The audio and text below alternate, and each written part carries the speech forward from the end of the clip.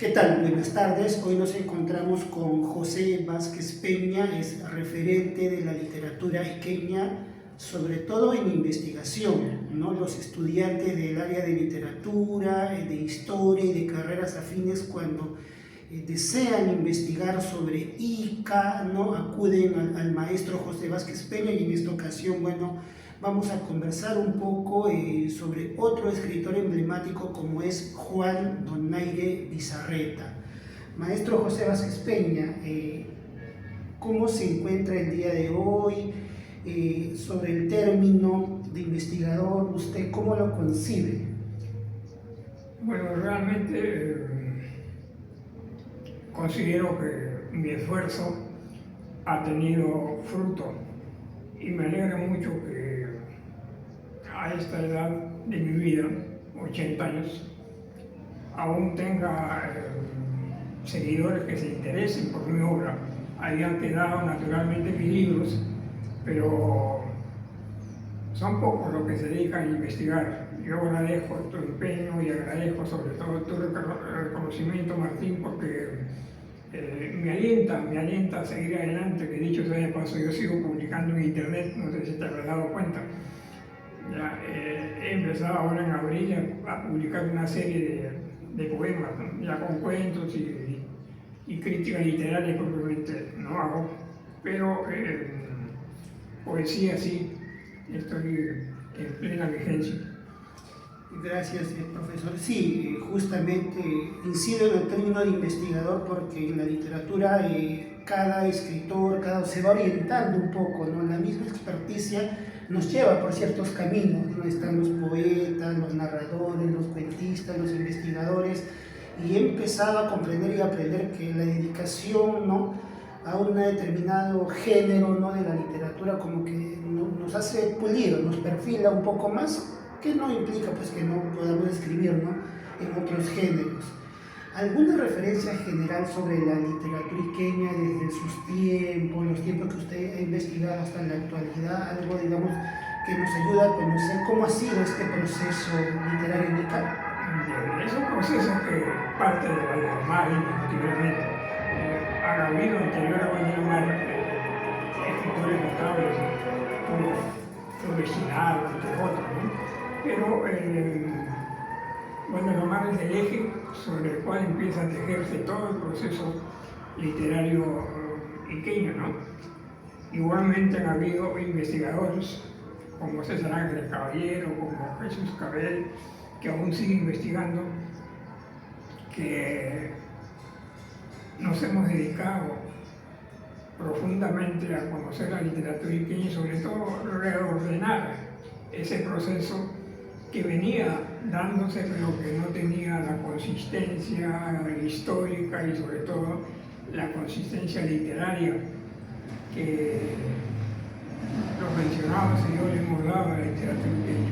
Hoy día encuentras tú referencias sólidas a la literatura iqueña a través de libros, a través de entrevistas, de quienes he mencionado, ¿no?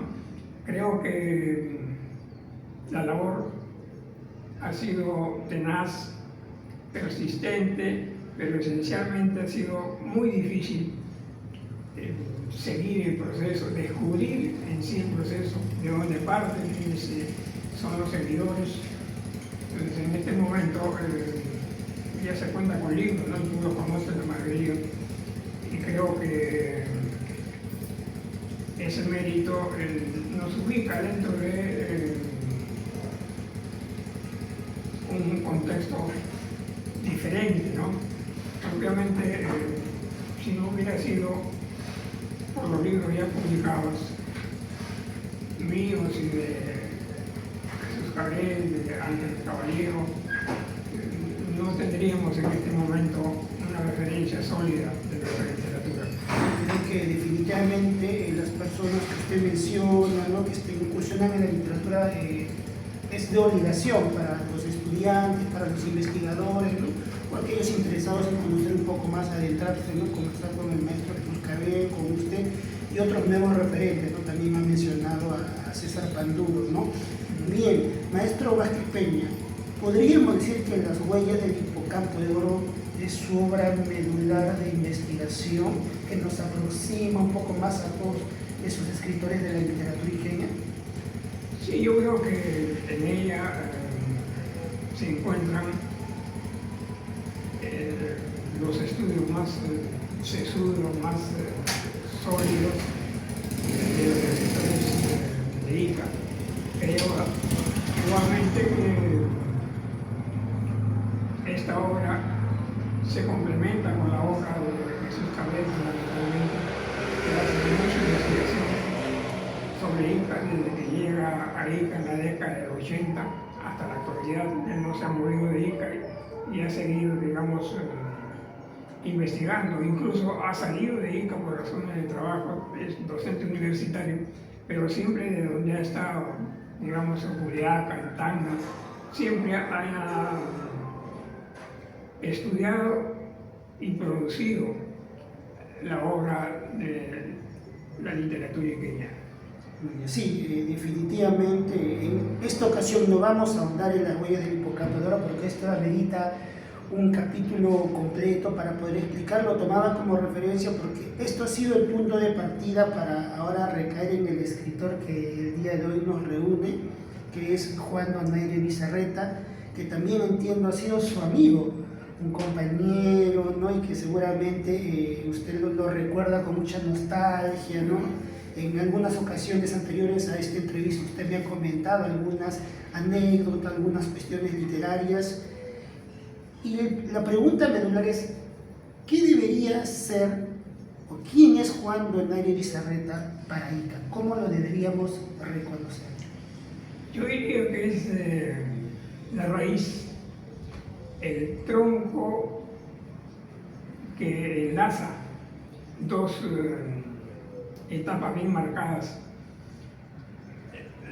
La primera, que abarca el regionalismo, que abarca la literatura campestre hasta antes de él, o sea, hasta antes de los años 40, y él sirve de enlace para los escritores posteriores, por ejemplo, para José Hidalgo, para el mismo Pineda Martínez, que escriben obras literarias pero que no estaban difundidas debidamente, ¿no?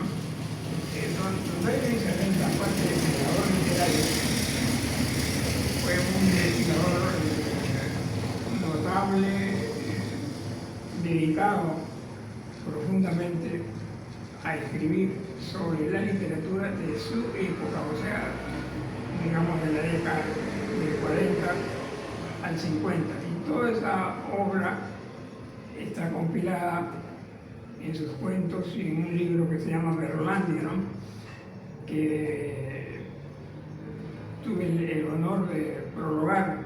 Entonces, creo que la labor de Donaire Bizarreta es una labor importantísima para la literatura iqueña.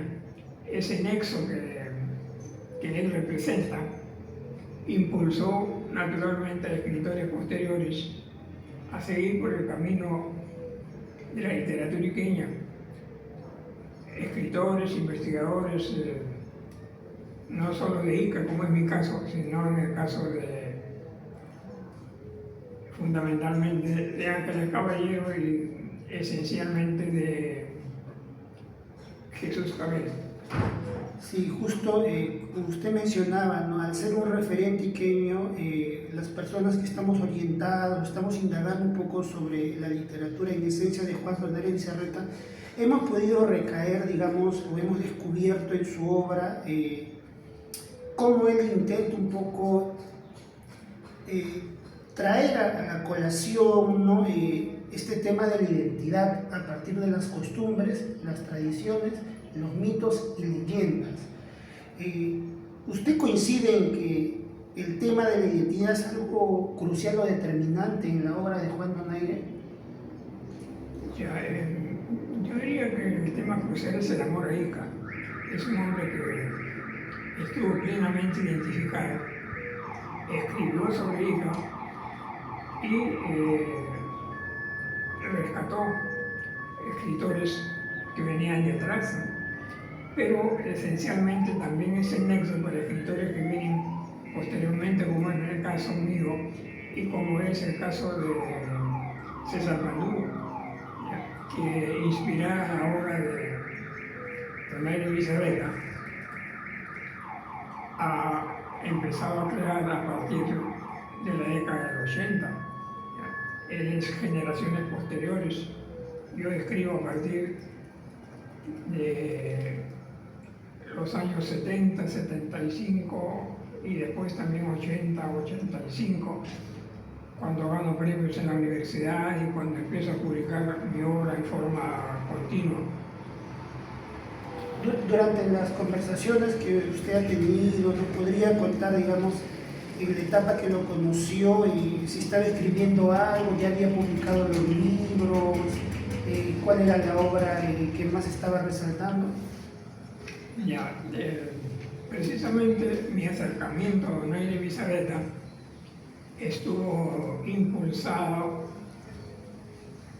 por el deseo de conocer literatura iqueña. Y en esos momentos, cuando yo lo conozco, él viene acá a mi casa, yo voy a Guadalupe y encuentro realmente un enlace fundamental entre su obra y ese deseo de destacar a escritores iqueños. ¿Qué anécdota literaria nos podría comentar? ¿En qué años más o menos usted lo conoció? ¿No? Algo que esté vinculado a Campiña Iqueña o a leyendas y tradiciones. Propiamente, todo su quehacer estuvo dedicado a estudiar literatura iqueña y naturalmente mi acercamiento hacia él estuvo también signado por esta ambición mía de conocer más sobre la literatura iqueña. Hicimos una amistad duradera, hicimos una amistad que se prolonga incluso después de su muerte a través de obras que dejó pendientes y que su hijo Aldo Donaire me hizo llegar para leer y estudiar, ¿no? Donaire Bizarreta ha sido vital en la literatura iqueña, eso es incuestionable, ¿ya? Y creo que los escritores posteriores le debemos mucho a Donaire Bizarreta y a ese empeño de estructurar todo el proceso de literatura iqueña, que para suerte mía está contenido en el libro La huella del hipocampo de oro. Ahora, ¿por qué le puse La huella del hipocampo de oro? Porque naturalmente el hipocampo de oro es un ser fantástico creado por Valdelomar. Y me pareció a mí que si Valdelomar inicia un proceso, llamamos de este siglo, es perfectamente entendible que pongamos a este ser fantástico y a su obra en sí como punto de partida para todo el proceso que viene desarrollándose en la literatura iqueña. Desde el punto de vista temático creo que está claro, ¿no? Yo he identificado como identidad a usted como el amor a Ica, que sería como que sinónimos, ¿no? Y que él ha ido construyendo a través de sus obras. Desde el punto de vista técnico, ya usted como investigador, ¿cuáles han sido, digamos, los mayores aportes en su narrativa? ¿Qué es lo que usted ha logrado descubrir o se puede destacar, ¿no?, en la obra de Juan Donaire? Mi deseo siempre fue el equiparar, el igualar la literatura iqueña a la literatura de otras regiones del país, ¿no? Antes que se hiciera, digamos, ese estudio, que lo hice naturalmente muchas veces conjuntamente con Jesús Cabel, no había ni el referente, ni había los documentos necesarios para hablar del proceso de literatura iqueña, porque la literatura es un proceso que se da en un determinado medio y que lógicamente se desarrolla a la par con los adelantos de los estudios literarios de la época y luego se proyecta hacia el futuro, ¿no? Casualmente el libro de La huella del hipocampo de oro tiene esa virtud de haberse hecho con elementos de nuestra literatura y de proyectarse incluso hasta años posteriores a este que estamos viviendo. Yo creo que ese libro va a significar mucho, como ya lo está haciendo, va a significar mucho para la literatura iqueña. Sí, justo mi pregunta giraba en torno a las cuestiones técnicas porque he podido apreciar un poco de influencia con las tradiciones peruanas de Ricardo Palma, con los cuadros de costumbre de Manuel Asensio Segura y Felipe Pardo de Aliaga, ¿no? Que entiendo han sido referentes también para Juan de Serrat y se puede descubrir un poco en sus obras, ¿no? ¿Usted ha logrado identificar algo similar, diferente? Sí, efectivamente,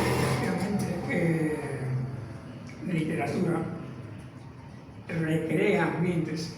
En este caso, nuestro ambiente iqueño indiscutiblemente fue recreado por nuestro maestro Palma, ¿no? Yo soy palmista, soy miembro de la Academia Peruana de Estudios Palmistas y él nos ha orientado, ¿no?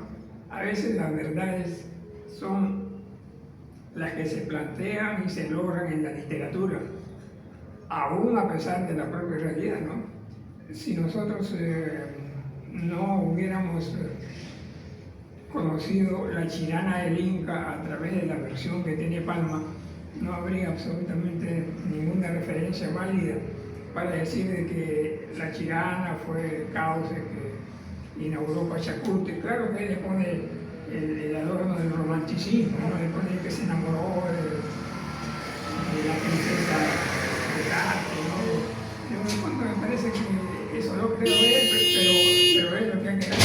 Claro, y ahí viene un poquito este cuestionamiento que se hace entre cuando la primera persona escribe o crea una obra y luego vienen los discípulos, otros por ahí cambian la versión, se cuestiona mucho como que no es la versión original, pero entiendo que esa es parte, ¿no?, del valor agregado o lo que uno le puede quitar o añadir a la leyenda, al cuento. Yo creo que sin Palma no hubiera existido la leyenda, en este caso de Chirana del Inca, ¿no? Él recrea la realidad y la hace realidad. Naturalmente que causa esta obra está allí, pero sin más escribió sobre la Chirana del Inca. Y fíjate que ha generado incluso la creación de distrito, ¿no? Ahorita está el distrito de Pachacute, por ejemplo, ¿no? Que no hubiera existido realmente si es que no existió previamente el mito, la leyenda de Valdelomar y del Inca, ¿no? Y hoy en plena plaza de Pachacute está naturalmente graficado en esculturas todo lo que escribió Palma.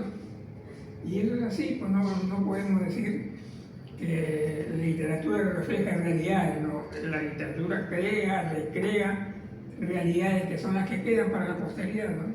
Claro, siempre va a haber un valor agregado, un añadido, que es parte, ¿no?, de la imaginación o del contexto que uno le desea integrar finalmente, ¿no? Claro. Bien. Dígame, sobre Campiña Iqueña y leyendas y tradiciones, yo he podido apreciar una especie de segunda parte o consecuencia, ¿no? Como que van muy ligadas, ¿no? Desde su mirada, ¿considera lo mismo? ¿Es un punto aparte, Campiña Iqueña, de leyendas y tradiciones? Son obras conexas, son obras que no pueden entenderse una sin la otra, ¿no? Si bien es cierto, Campiña Iqueña, aspectos folclóricos, nace primero, ya, nace en la década del 50, y tradiciones iqueñas nace en los 80 casi. Si bien es cierto que existe, digamos, esa distancia en el tiempo, medularmente están unidas, ¿no? Yo pienso que tradiciones iqueñas complementa notablemente lo que Campiña Iqueña dice, ¿no? Ahora, lo que tú tienes que considerar fundamentalmente es que la realidad real, en este caso Guadalupe, está allí físicamente, pero la inspiración que han tenido los escritores guadalupanos, que hay varios, sobre Guadalupe en sí, les ha permitido inspirarse y retratar literariamente lo que existe. Eso lo hizo naturalmente Donaire Bizarreta, y lo hizo también un poeta notable que escribe también una obra sobre Ica. Me refiero a el autor de el poema Ica. Ahorita estoy tratando de recordar, pero ellos lo que hicieron fue recrear un ambiente diferente. Me refería a Joel Muñoz, ¿no? Joel Muñoz también escribe naturalmente sobre Guadalupe, lo que ha hecho, digamos, nuestro amigo Gilberto Peña Pérez, ¿no? Que tú conoces, has conversado con él.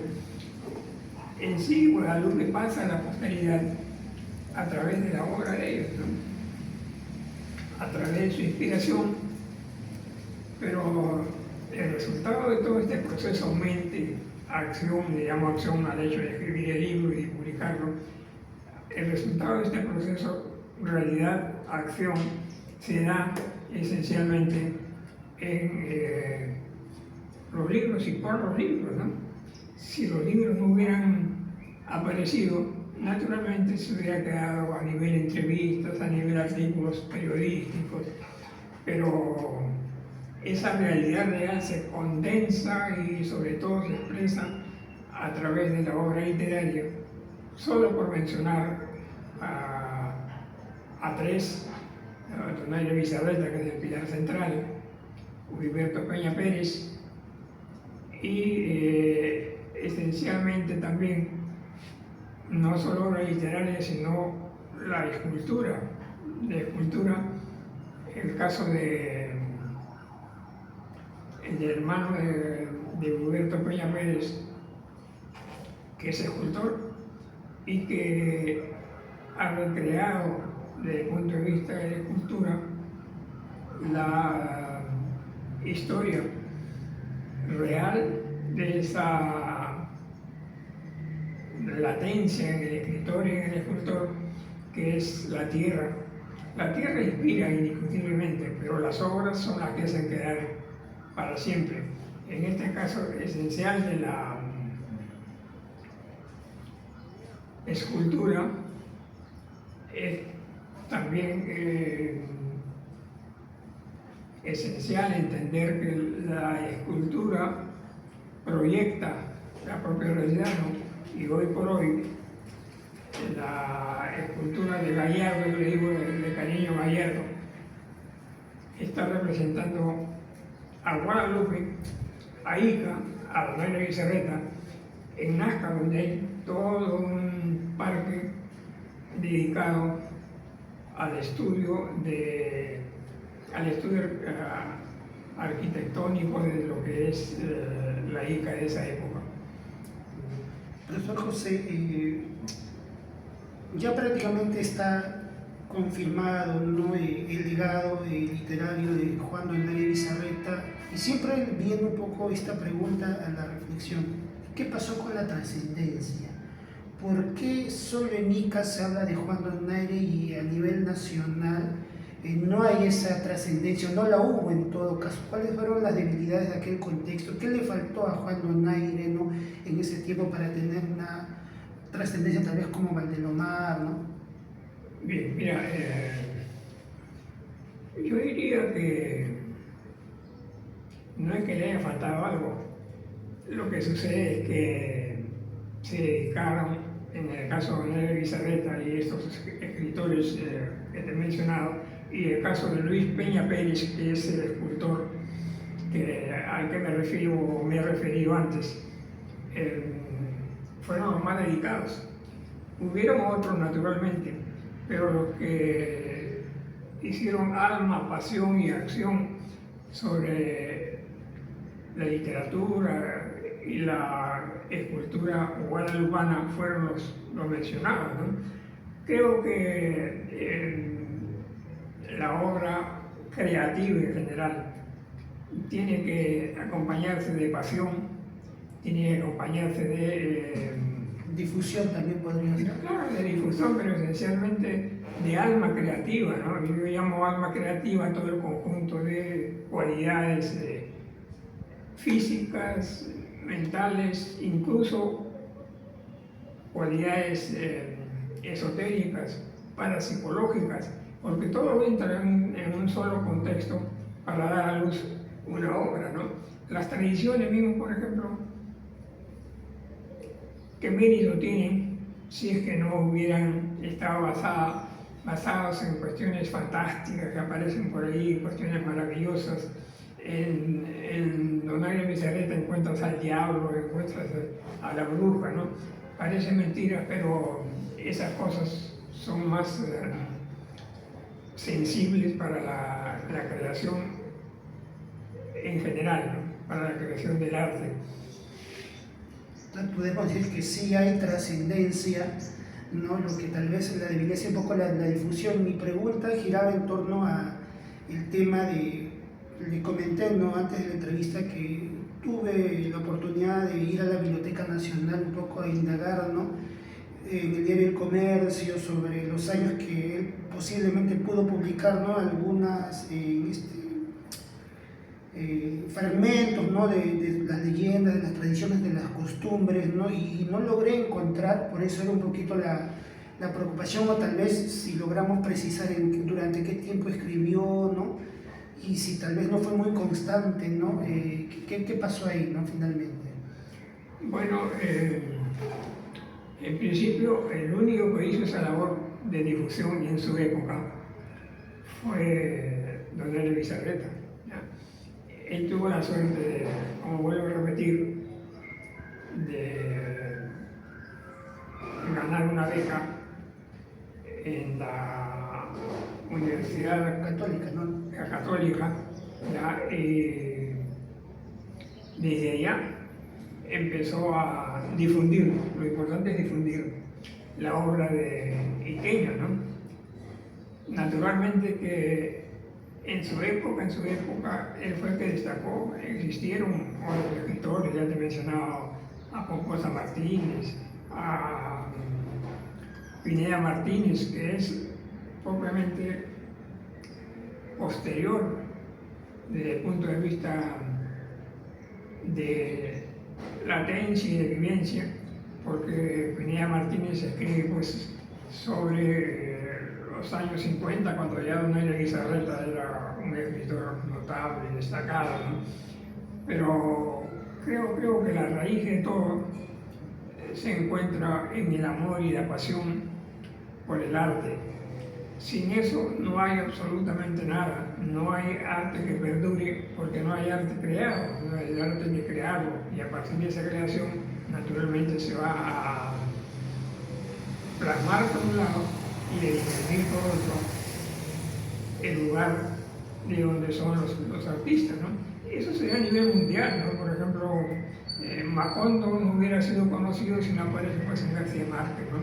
Si no se hace una obra maravillosa que él la hizo en base a la referencia de su abuelo.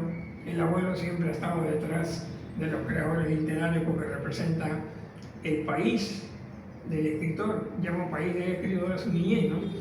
Entonces yo creo que en todas las latitudes se da ese proceso.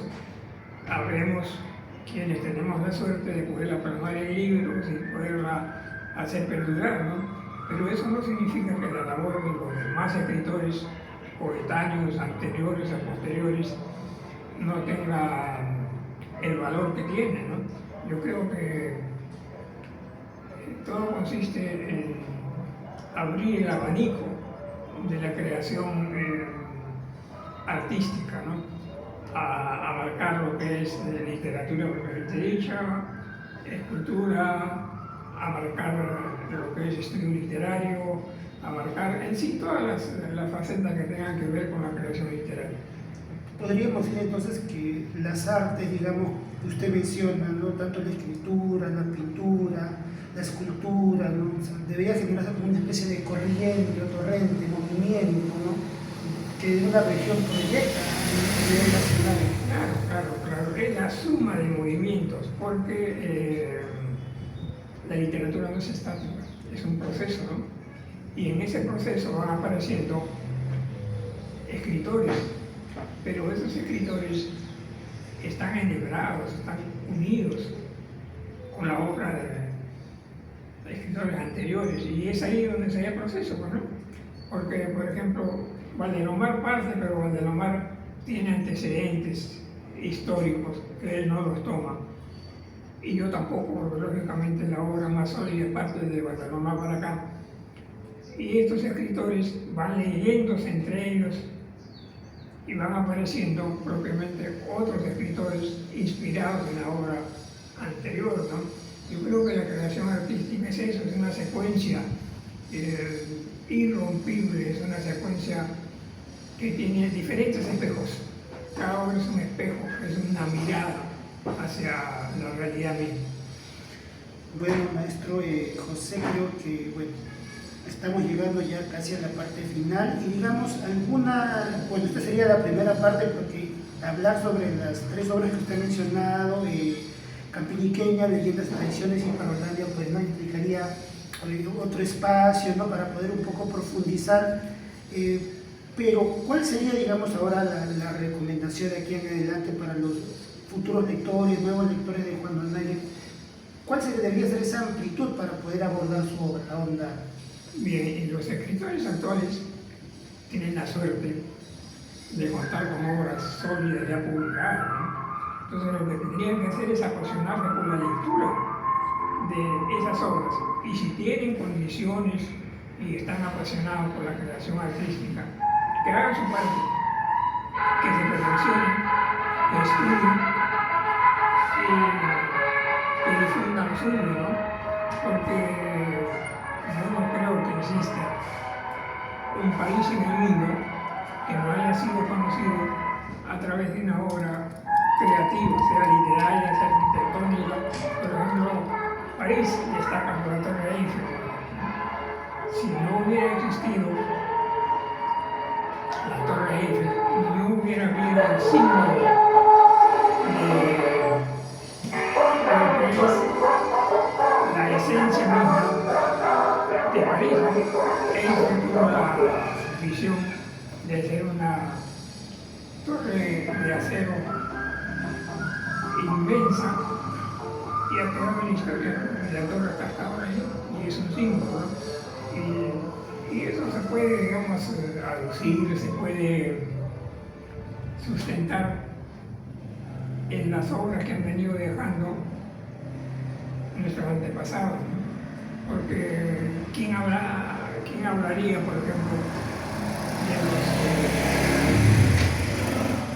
jeroglíficos de Nazca, si es que no lo hubieran hecho nuestros antepasados, que dejaron su mensaje, no escribían, pero dejaron plasmado a través de sus figuras su historia, ¿no? Creo que el hombre en sí se diversifica en dos grandes momentos de su vida. Por un lado está la vida misma, su existencia, pero por otro lado está su deseo de perdurar esa existencia. Y cuando el hombre quiere perdurar su existencia, tiene que acudir al arte. En general, no hay absolutamente ningún país que no tenga referentes literarios, referentes artísticos en general, que existan, no gracias a su belleza en sí, sino gracias a quienes han pregonado y quienes han difundido esa belleza. Claro, estaríamos hablando del rol del ser humano para trascender, ¿no? Desde un área más allá de la vida propia, ¿no? Claro. Eso es vital para entender la vida en general, la existencia. Porque las cosas existen en esta realidad que vivimos, pero existen en la mente del que pasa por ese sitio y se va sin dejar huella. La huella está dada por la producción artística, eso es incuestionable. Entonces podríamos decir que Juan Don Mario Bizarreta ha cumplido el rol. Sí, ha cumplido y nos ha hecho cumplir a los que venimos atrás, ¿no? Porque si no hubiera existido Don Mario Bizarreta, Ica no hubiera tenido representante de esa época, de esa década 40, 50 hasta el 80. Él cumplió ese papel y nos hizo conocer a través de sus obras, y a mí particularmente a través de sus obras y su amistad, lo que era Ica.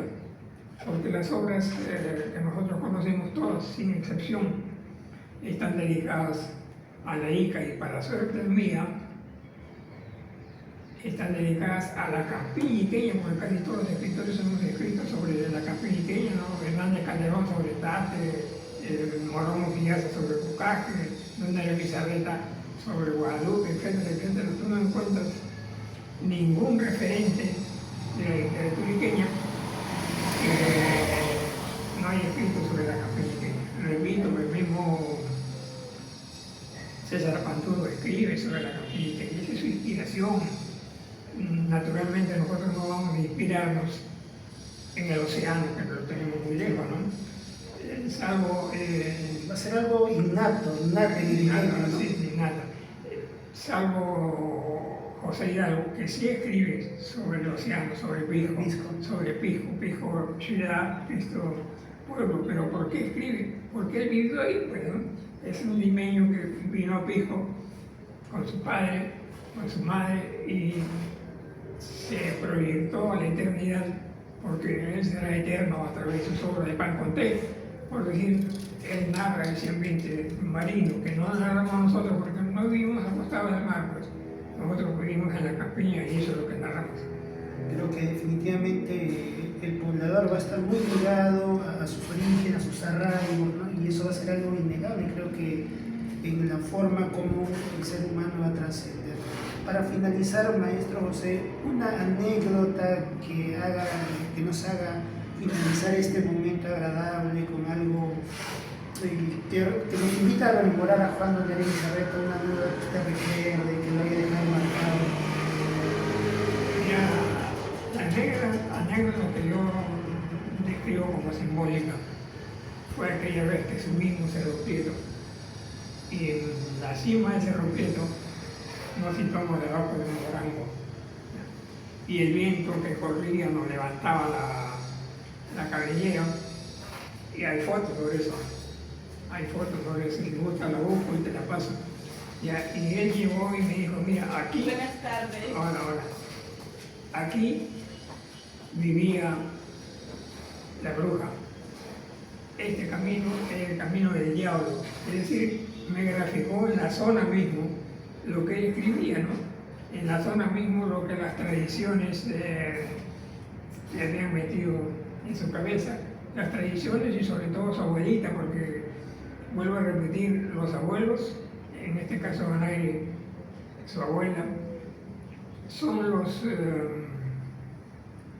referentes indesmayables de lo que el escritor escribe, porque lo lleva siempre a su niñez, pues la niñez es el país de los escritores, de los creadores literarios. Entonces, en esa ocasión, y yo recuerdo mucho que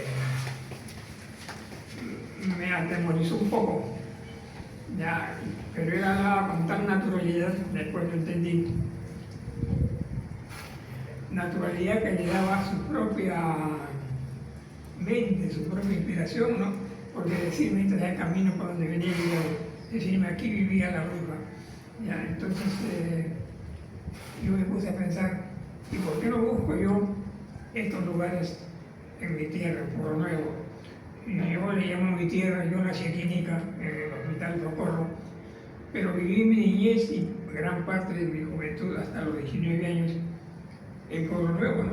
Entonces yo me hice a imagen y semejanza de Pueblo Nuevo, por eso es que todas mis obras giran en torno a Pueblo Nuevo. Tú tomas un cuento mío y ahí va a aparecer Pueblo Nuevo. Bueno, creo que esa memoria, ¿no? Que finalmente nos ha recreado de ese momento, mira, ahorita usted acaba de comentar eso y me he puesto en el lugar, ¿no? Que como si yo estuviese ahí, el camino de la bruja, algo tan realista, ¿no? Que queda, y ya le entiendo por qué lo ha contado, ¿no? Como que queda un poco impregnada en la mente, ¿no? Bien, qué interesante, ¿no? Y es que te vuelvo a repetir, la realidad creativa, la realidad literaria, arquitectónica, la realidad de la escultura, es la realidad no real, sino la que existe o pasa de generación a generación a través de las obras literarias, a través de las esculturas. No existe lugar en el mundo que no haya sido conocido a través de la creación.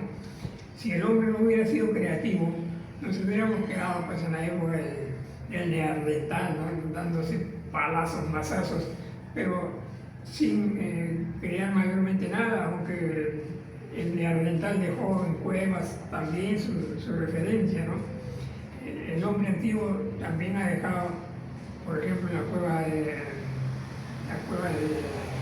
Tacna, existen las referencias de lo que hacían en ese momento los hombres de la época, ¿no? Y eso sirve para recrear la vida, porque la vida es recreación, no es, digamos, latencia, no es lugar, no es característica geográfica del medio, sino es recreación de esa, puedo decir, de esa latencia, de ese lugar, para después llegar a generaciones posteriores y concretarse. Bueno, creo que nos ha hecho una reflexión, una remembranza, ¿no? De este vínculo que usted ha tenido privilegiado con Juan Donaire Bizarreta, ¿no? Hubiésemos querido tal vez nosotros, los más jóvenes, ¿no? Los que estamos incursionando, ¿no? En el mundo literario, de conocerlo, ¿no? Tener esa proximidad, pero creo que usted lo ha explicado de una manera, ¿no?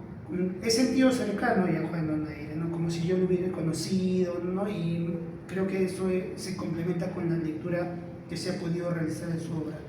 Bueno, profesor Vázquez Peña, agradecemos por esta disposición, sobre todo, ¿no? Sabemos que está un poquito mal de salud, que debemos cuidarlo y protegerlo, ¿no? Y habrá oportunidad para conversar con precisión de las obras de Juan Donaire Bizarreta y también sobre La huella del hipocampo de oro, que considero personalmente un libro medular, ¿no? Para poder iniciar estos aspectos de investigación de otros escritores queridos. Muchas gracias, profesor. No, te agradezco, créeme que para mí estos momentos son de deleite y son de satisfacción a comprobar que todavía mi memoria a mi edad me ayuda como para poder exponer toda mi vivencia y sobre todo los momentos en que para mí fue esencial la creación literaria. Pero antes de despedirnos quisiera instarte para que escribas también, ¿no? Yo creo que tienes condiciones necesarias para escribir, porque grábate esto.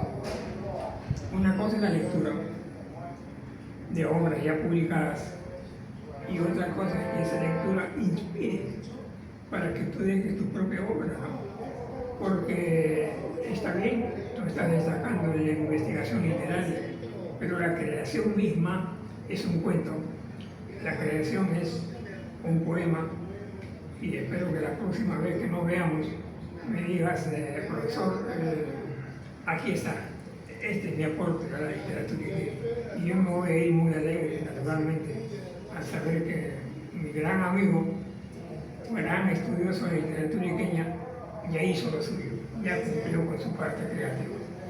Muchas gracias, profesor, por ese aliento. Sí, es un gran reto, estamos en ese camino, ¿no? Y creo que sí, es importante dejar ese aporte, ¿no? Para por lo menos intentar trascender, ¿no? Y que alguno diga, bueno, en algún momento, ¿no? Así como lo vamos a recordar usted, ¿no? Creo que todos, ¿no? Debemos recordar a las personas, ¿no? De alguna manera, por alguna obra, por algún legado.